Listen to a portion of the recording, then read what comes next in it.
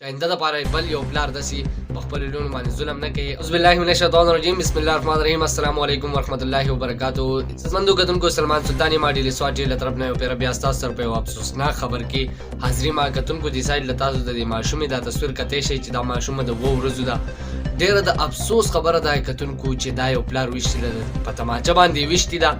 نو که تاسو خبره واورئ چې دی په څه وجه باندې ویشتي نو یقینا چې ډېر افسوس به درله درشي چې داسې هم څوک کولی شي چې د 2 ورځو ماشومه څوک د هغې سره خلک دا زیاتی کولی شي.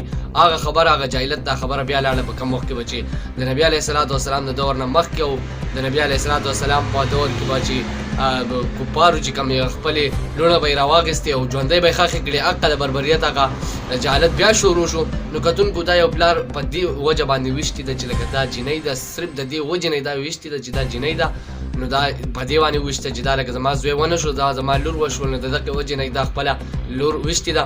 نو ډېر د افسوس کار شوی دی، ډېر د خفګان کار شوی دی. نو کتونکو دا ویډیو مخکې شیر کړئ، دومره شیر کړئ چې خلکو ته پته ولګي او چې دغه پلار یې ګرفتار کړی شي او د دغې دا سزا دته مکمل میلاو شي. چې آینده دپاره بل یو پلار داسې په خپلو لوڼو باندې ظلم نه کوي او بې وجه باندې نه وژني، ځکه چې دا خو یو ماشومه ده، دا خو لا په خوږو په ترخو باندې هم نه ده پوه شوې. ډېره ماشومه ده، ډېره ښکلې ګلالۍ ده چې د هغه سره پلار دا چل ورسره کړی دی. نو کتونکو ویډیو مخکې شیر کړئ، زمونږ داسې نور ویډیوګانو دپاره زموږ یوټیوب چینل سبسکرایب کړئ. ما له اجازت راکړئ د بلې ویډیو پورې د الله په امان.